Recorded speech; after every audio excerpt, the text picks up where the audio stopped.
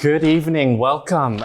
Thank you so much for being here for Tarragon Talk tonight and to catch Nicolas Billon's new play, The Neighbours. I'm so excited and equally starstruck to be talking to these two incredible artists today. I grew up in theater school worshiping your plays and worshiping you as an actor. And we'll get to the story with Christine a little bit, but I am very moved to be in conversation with these two. And you're in for such a treat in both this conversation and for the show, this thriller that you're in for tonight. Oh, I got very loud for a second. But these are two highly accomplished artists, so I made sure I printed off their bios to be sure to do their accomplishments justice. So over to the left is dear Christine Horne, who is one of my favorite performers. In a recent letter that I wrote, I said she is one of our generational artists, and I believe that to be true. She was recently a performer for just this past summer in Tiffany of Athens, where she is part of the leadership collective at Shakespeare in the Rough.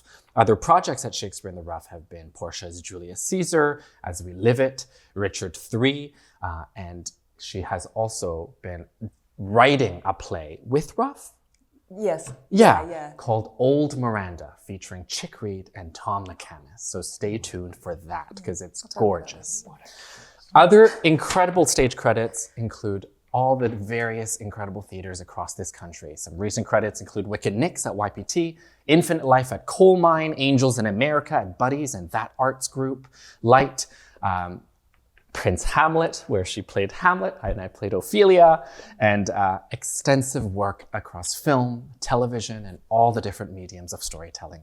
Christine has a Dora Award, a Canadian Screen Award, and the Burke's Diamond Tribute to Women in Film. Welcome, Christine. Thank you. And Nicolas Billon, the most a playwright that I truly look up to so highly. Nick started writing at 6 years old with a book that you indexed and illustrated and then sold to your mother. Is that right? And from there, an illustrious career in all the forms of writing began. We'll explore that story in a moment. But selected theater and opera and stage credits include RUR, A Torrent of Light with Tapestry Opera, Treasure Island, Elephant Song at Stratford, The Butcher, Theatre Centre and Mirvish, Iceland, which we'll talk a lot about today, Greenland, with Why Not Theatre and Summerworks, back in 2012, the Summerworks run. Yep. And then selected film and television credits, Street Legal, X Company, Elephant Song, which was made into a feature film, and some of the awards that Nicolas has achieved in his young career thus far. The Governor General's Award, Writers Guild of Canada Screenwriting Award, the Canadian Screen Award, and a Dora Mavor Award for Outstanding New Opera. Welcome, Nicolas. Congratulations on The Neighbours.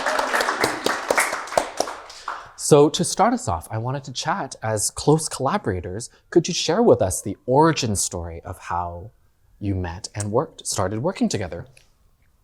I think we met at a Christmas party. Did we? At Natalie Toriel's. Oh, yes. Yeah. Yeah, that's right. Yeah, but the first time we worked together really was Iceland in 2012. Yeah. And it was still in development. Mm-hmm. I feel a little bit like I can't talk too loud. Is this all okay? No, it's okay. Okay. Yeah, so I think it was that. Maybe there was some work. I can't remember, but there was some development of it towards Summerworks, I think. And I think you did the first reading in Butcher. I did the first, yes. Yeah, the very first reading. Yes. That's right. You terrified me with Iceland because I'd never worked with an actor who had come with so many questions on day one. I was like, don't know. I don't know. It was amazing. Oh, good. That's why I love working with you. Okay, good, good. Yeah. Not everybody loves that, so. Yeah. Thank you for sharing that. Iceland was a part of a trilogy. Could you speak a little bit about the origins of developing that trilogy of work, Nicolas? Yeah, so it started with Greenland, and I think what I was trying to do, they're a trilogy sort of in name only. I call it a triptych more than a trilogy, only because they're loosely connected. But one of the things that most connect them, and I'm gonna very nicely dovetail Neighbours into this, is that it really began my exploration of direct address, which is something that I love doing in the theater. And part of the reason that I love doing it is because it creates a couple of things. One is it creates an immediate, I'm not going to call it intimacy, but it creates an immediate sort of relationship with the audience. And I know that when I go to the theater, I love feeling like my presence is necessary. And I find that with direct address, it just does that right off the bat. And I think the other thing that I love about it is, you know, when we ask ourselves the question, why theater? Direct address is like one of the easiest answers in a way. You cannot do that in other mediums. It has, I mean, I know in film you can like turn and talk to the camera, but it doesn't quite have the same sort of feeling as live theater. I digressed, and I'm sorry. No, but so with Greenland, it was 3 monologues, all direct address. Iceland was 3 monologues that were direct address, but also the characters spoke to each other.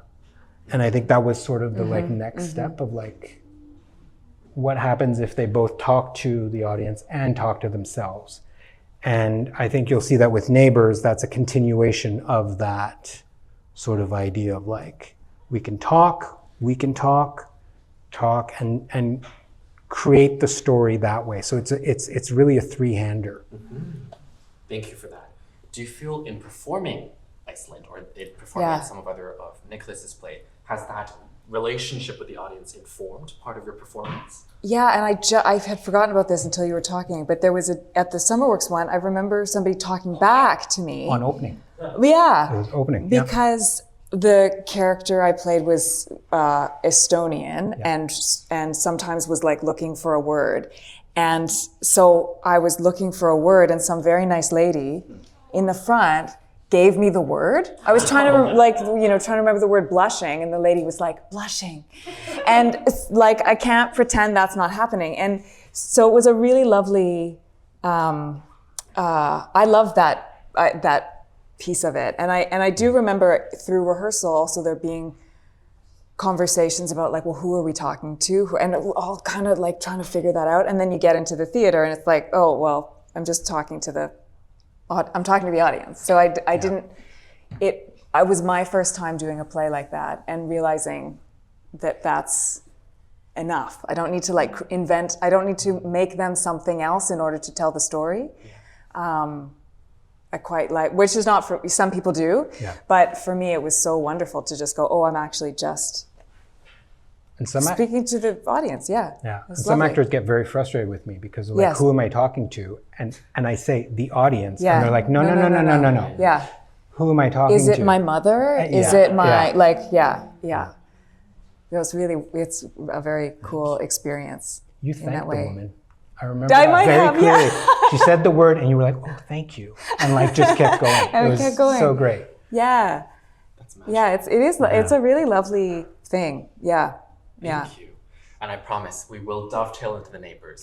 There is an arc of this around then, after the 2012 SummerWorks production, you went on tour across the country and across beyond the country. Yeah. And so what does that change in your script, in your process of refining these plays and the direct address? Having toured? Yes, the Continue to Life, the second production. I think the most interesting thing was to see how the plays, but also how the content of the plays was received differently depending on where we were doing them. Yes. Do you have a memory of? Well, because there was it was very Toronto. Yes, that's true. Yeah. Set really in Toronto. So there were things that speaking directly to a Toronto audience, people understand about Liberty Village or about different places that didn't necessarily, that the audiences weren't so intimate with in other places. I think also that the distance from the audience, sometimes where the kind of theater we were in made a difference. But yeah, an interesting and also, so I didn't do all of the tour necessarily. Shannon that's funny. did some of the tour, but in two different parts actually, at different times. But there was different. We also had kind of different actors going, which is going to impact the story in some ways. As soon as it's in somebody else's mouth, it's different. The last tour we did of it, I was heavily pregnant.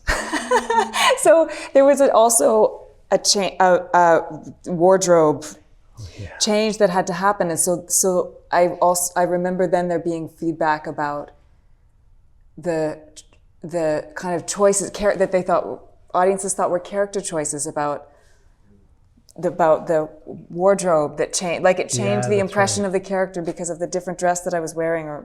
So it kind of, because it was over quite a number of, probably years, 4 or 5 years that we toured it. Right. So we changed in it too, which changed who those people were a little bit. Yep. Yeah. But I think to try and answer your question, I think one of the things that I learned from that was actually what you were just talking about was space. Yeah. Iceland is a 100-seat play. Yeah. Anything bigger than 100-seat, it kind of doesn't work as well as it should, because it needs that small space. And I would say that's as a writer, that's what I like to write for. Right. 100, 150 seat space, that's like the sweet spot. Mm-hmm. Because then you can really talk to the audience and they feel like they're there with you. You know, and when we did Butcher at Mirvish, we did it at, I don't know what the theater is called now. I think it's the CA Theater.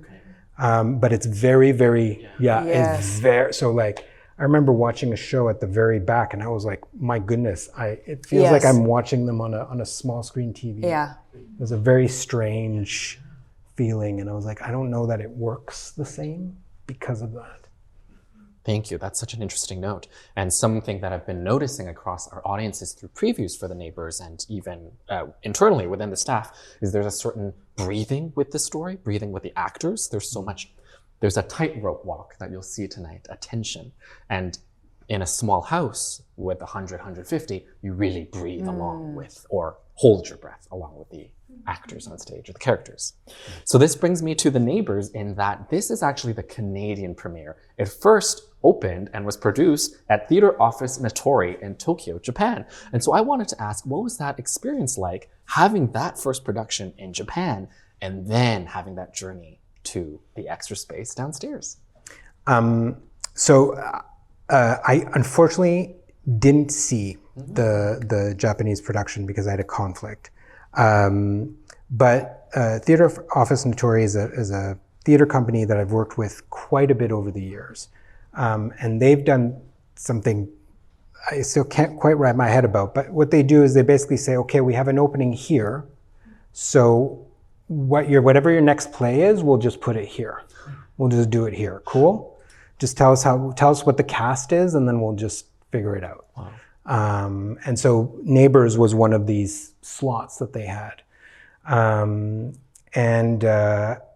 so the script changed from the script that they did in Japan, and that's strictly because of time and the pandemic. So it was done in Japan in 2019, fall of 2019. And the plan was to try and find a theater in Toronto to do it in 2021. But then, the world came to a halt. And so I just sort of tinkered at it over that time and just, so it changed, but it sort of changed because I had the time to change it. Of course, And And once we got into this association with Greenlight Arts and rehearsals started, how was some of the casting reflected back into, I'm thinking specifically of Ao Young or, how did that change some of the So, characters? so one of the things that did change was that Ao Young's character was originally Japanese, and that's partially because the play was first going to be done in Japan. But we couldn't find a Japanese actor of the right age to do it. And so when Richard came along, it didn't feel right to just, Richard is Chinese, and it didn't feel right to just, make him Japanese. So the character, we just turned the character Chinese. Of course. And honestly, we didn't have to do much textual change at that point. And that was about the only major change that I can think of. That's amazing. For this. Thank you, Nicholas. Yeah. Part of the joy of watching your career and reading all of your plays and then watching you jump into all the different genres of storytelling, and you as well, Christine, is to see how you navigate it. I was researching the Play Me podcast version of Butcher, where they were trying to tackle the final moments of a silent protagonist. And so it made me think on, how do you approach all the different mediums of storytelling? How much does your sense of direct address translate into when you write for other forms? That's a good question. I think I try very much to honor the medium that I'm writing in. And what I mean by that is leverage what the medium does well. So what does theater do well? I think, and really I'm speaking about what I like about theater, but what I think theater does well is direct address. So creating a relationship with the audience because we're all in the same room. And the other thing I think it does well is, let me try to get the word right, gray areas. Theater we can have, I feel it's easier to have conversations that are not black and white, that are, in the dirty areas of life. So when I'm writing theater, that's where I try to go. TV is a very different medium. It's a much broader medium, and so it has to be a bit more clear. It has to be a bit more accessible. It doesn't love those gray areas. It kind of likes, there are bad guys and there are good guys, and that's sort of... It's like archetypes. Yeah, and that's kind of how it goes. And whatever my feelings on it, it's like, that's sort of how the medium is. Now, of course, there are TV shows where that is not true. Of course. But the TV shows where I was working on, that was less the case. And sort of film, I have less experience in film. And the one film that I had to do was based on my own play. Yes. So, but even there, actually, this is a good example. So Elephant Song, there are three main characters in Elephant Song: a psychiatrist, a patient, and a nurse. And in the play, the nurse is obese. That's a choice, and it's referred to constantly in the play. And so when it came time to casting for the movie, I was like, we need to find an actress who is obese. And the producers were not interested in that. And so we ended up casting Catherine Keener, great actor, not obese. And so it fundamentally changed the relationship of that character in the play, because that was no longer an aspect of the relationship that was frankly integral to the story. Wow. In the play. And it's one of those things where it's like, that is outside of my control. I do not have a say over casting. So it's this thing of like, that's the medium. That's sort of like, I said yes to doing that film, and so I have to take the good with the bad of doing that. Interesting. But I would say nowadays, I might approach that a bit differently.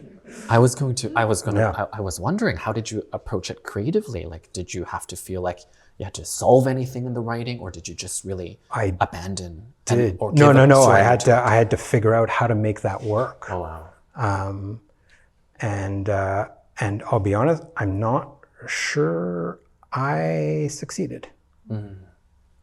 I look at that movie now and I'm like, there are moments that work, but there's a lot of moments that don't quite work.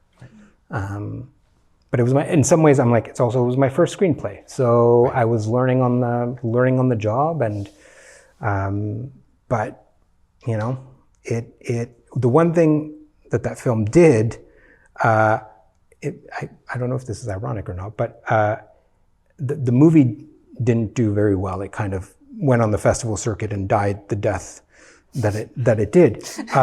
But because it did festivals all around the world, it got productions, theater productions all around the world. And it has been running, so I don't know why, but so it got several productions in Japan, and it has been running in rep in South Korea for over a decade now. What? Yeah. Fantastic. Have you seen it? I have seen it. It is an amazing production. Wow. Amazing production. And it's the same production that they just... So the actors changed, but it has been, as far as I know, it's the same theater that's been doing it for 10 years in rep. Wow. So, you know, I'll take it. Cool. Yeah. Cool. Absolutely. But thank you for sharing sort of that complexity of navigating a story that is so personal, but also your first play at Stratford back then. Yeah. And so like the journey with it, that life that it still continues to have, the impact is unpredictable from when you first penned it, which is amazing to consider. Yeah. And then similarly, just this past summer, you both worked together at the Vault Creation Lab on Inner Oceans. And Christine, you are an incredible performer, leader, playwright, and in this role, you were also director and dramaturg. So what is it like for you to wear the different hats and or juggle different mediums of storytelling? Yeah, I mean, I really felt like, because Nick and I have worked together so long, I really kind of felt like, and I sort of said this all the time, where I was like, I'm just like Nick's buddy. Like I'm just gonna like be here, we're gonna talk about your play. And it did really feel like that, and maybe that is kind of the job. But the Vault runs these labs, and sometimes those labs are quite production heavy. And ours really was like, because Nick came in and was like, I have half a play.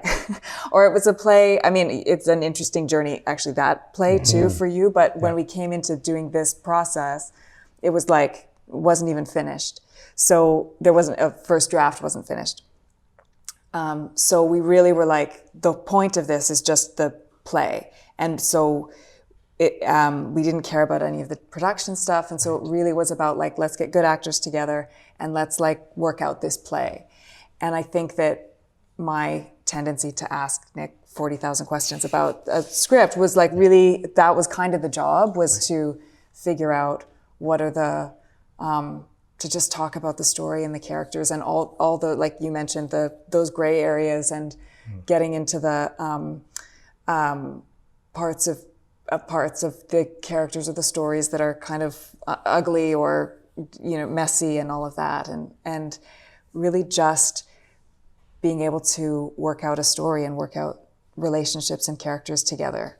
And because I think we have a good relationship and think about, we like the same, we sort of have we were really aligned in what that story could be and where it could live and the complexities of it. It was kind of I felt like I was in collaboration with, not necessarily leading. I think I kind of led the room in some ways, but not the process. It was really like, it felt really very much like we were a team kind of figuring it out. Absolutely. Yeah. And we have a shorthand, and I think the other thing is we have trust. Yeah. Like, and actually I'll go even further than that, is that I know you have good taste. And taste is such an important thing. Yeah. And so I know that when you say something, I trust that. Yeah. There were several times where I remember you just, and you give notes, you just kind of lean in and you go, I don't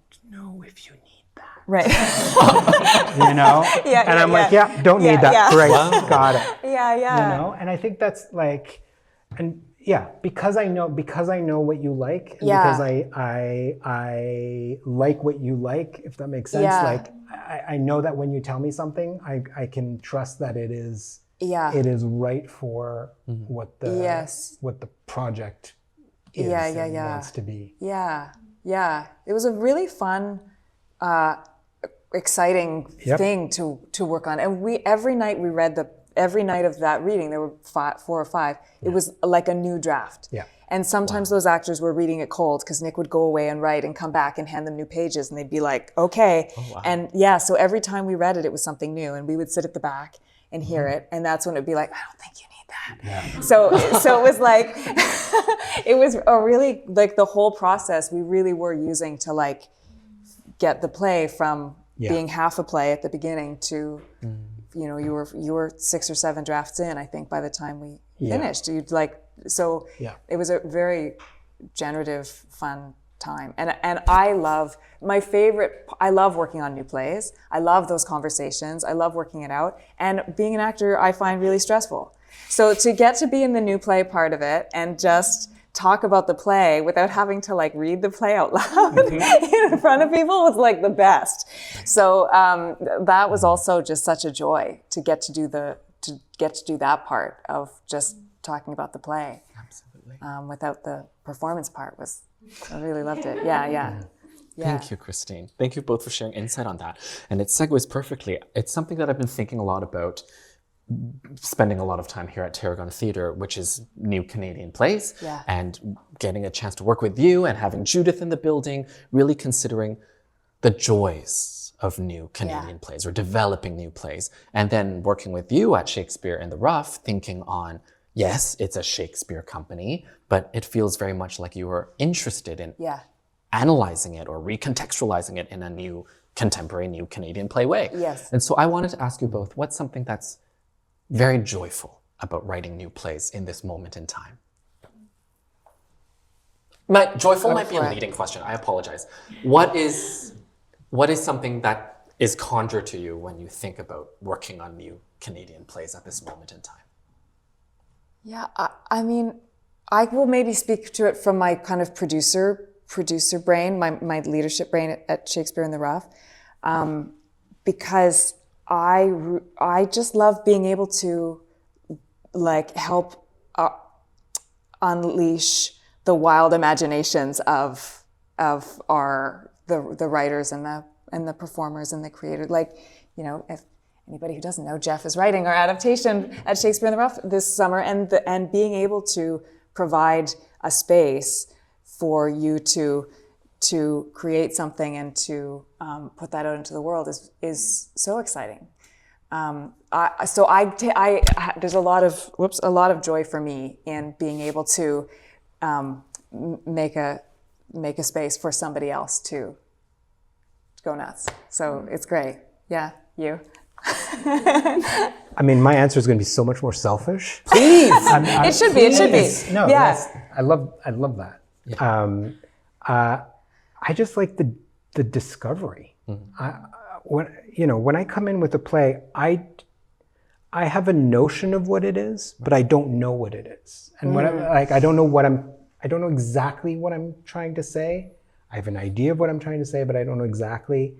And it's why I love rehearsal so much, is it's figuring that out. Yeah. And it's figuring it out with more brains. Yeah. Which is good, and and really trying to make sure that whatever the play wants to be, that is clear and that is rigorous. Yeah. I think those if I had 2 touchstones, is clear and rigorous. That would be not everybody's going to agree necessarily with the choices that we make, but I feel but I stand behind them because none of the choices that are made casually, if that makes sense. There's a reason why, and there's of course there's no need for agreement, but we know why we made those choices. Yeah. And that to me is the part that's joyful. Yeah. And I would also say that, just to also keep talking about you, is that the being in a room, in terms of the discovery of it, you have no ego around, and you sort of began the start of every day, because we had different actors coming in and out of that process at the Vault. That's right. And every day you were I can take, I have a very thick skin, tell me. Like, you don't have to couch anything. And so it really was like any feedback that came, you could take it, but also you knew when something was there for, you didn't necessarily take I didn't say yes to everything. You didn't say yes to sure. everything, but you could take it all. Yeah. You wanted to hear it all. And it's, we have also both worked a lot with Ravi Jain, and he has a thing of like, he's like, best idea wins. And it feels about a bit like that, where it was like, you wanted the ideas, but also your compass is still very, very strong. It's funny that we're talking about Ravi, because I feel like that's the one thing where Ravi and I are alike, because I feel we're such different people otherwise. But like on that's where we agree, and I think that's why when we work together, it's really kind of magical. It kind of works. Yeah. Thank you. That's a beautiful answer. Not selfish at all. Thank you. In an interview, I think this was closer to when Butcher was being recorded for Play Me, there was a quote that was in an interview that you said of, you can have peace or you can have justice, but you can't have both. Yeah. And when I read that and heard that, it made me reconsider the Neighbours, Greenland, Butcher in a new light. So I just wanted to ask you, how has that quote stayed with you or to the heart of your writing? I think, so that quote was the heart of Butcher without question. That quote was from, it was from one of the lawyers from the International Criminal Court for the Balkan trials. And I mean, I found that idea so, it's one of those things, I read it, I was like, that can't possibly be true. And then thinking about it, I'm like, oh, actually, I can kind of see how that is true. And I found that incredibly depressing, that is the choice we have. And I think in terms of like plays in general, I will quote Carol Churchill here till the day I die, which is playwrights don't ask questions. I can't even, wait. Start again. Playwright don't give answers. They ask questions. That's it.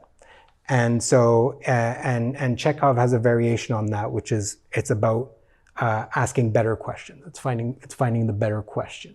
And I've always used that as a kind of guiding light, as it were, because I don't write plays to answer something. If I know the answer to something, why would I write a play? I have the answer to it.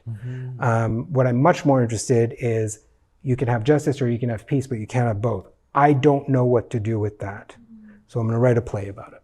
Wow. And I don't have Butcher does not answer that question.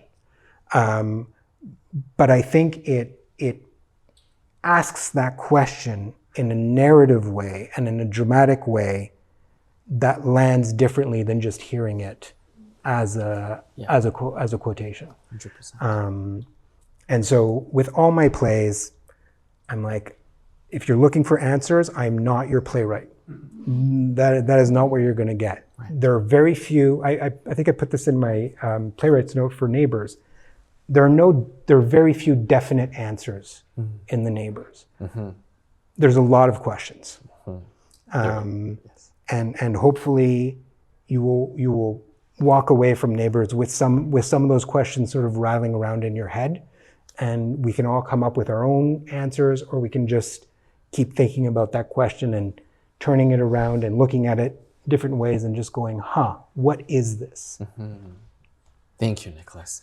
It's certainly one of the joys is the next time I see you at the next Tarragon talk, I hope to ask you what was a question you had carrying out of seeing the Neighbours. But for you, having posited that, what's one question you carry that really propelled you to work on the Neighbours and write or refine the Neighbours that you can share as a teaser for our lovely audience? No pressure. I think there is this question. It's so hard to kind of articulate that, because in some ways, like, I did articulate it in the play.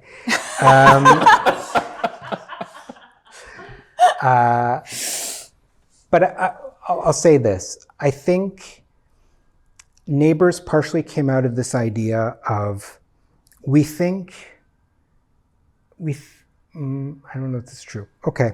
We think evil goes around sort of pronouncing itself evil. But it's this idea of like villains think they're the good guys. And so that is of interest to me. But actually, let me re-answer that question. Forget what I just said. Whenever there have been several over the years instances of young girls who've been kidnapped and kept prisoner for a long time in people's houses.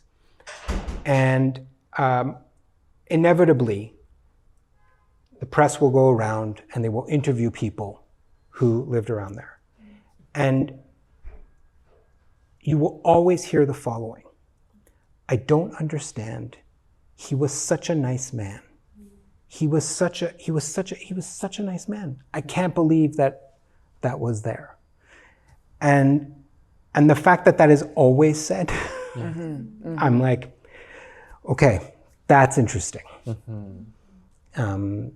So that is maybe one question. Thank you. And to leave us off with a lighter note before we head off to our evenings at the theater,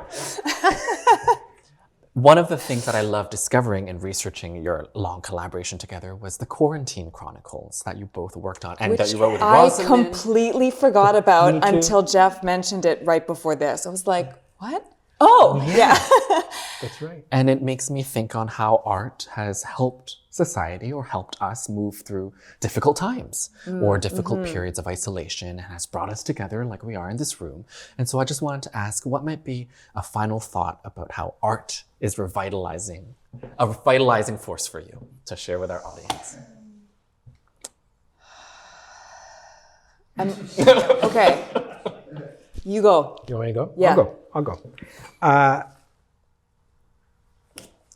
think for me, I try to keep my baseline low in terms of like what art can do. And I say, I think of it as nudging. If I can nudge an audience just a tiny little bit, I'm okay with that.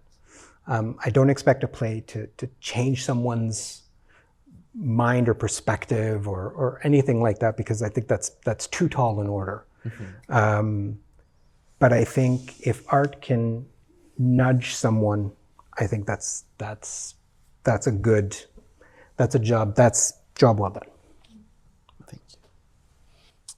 I think that today, like now, I think that art, or particularly like going to the theater or these real world engagements with art, is an act of resistance against our phones and all the other things that are like really fighting for our attention and for our thoughts and all of that stuff. It feels like just showing up and going to the theater is like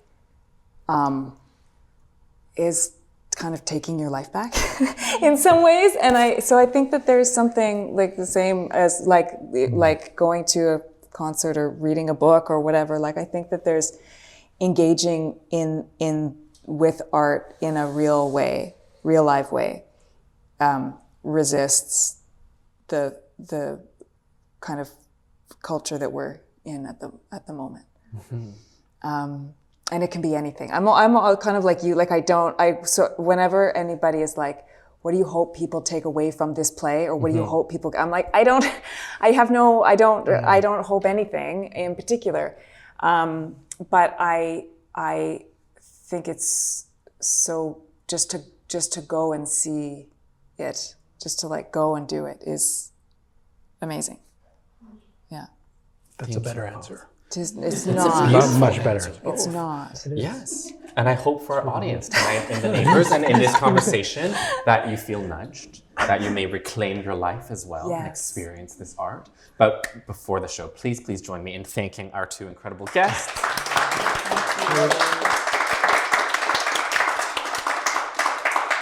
enjoy the show, and please come back to check out Queen Maeve and the rest of our season. Have a wonderful evening. Thank you for being here.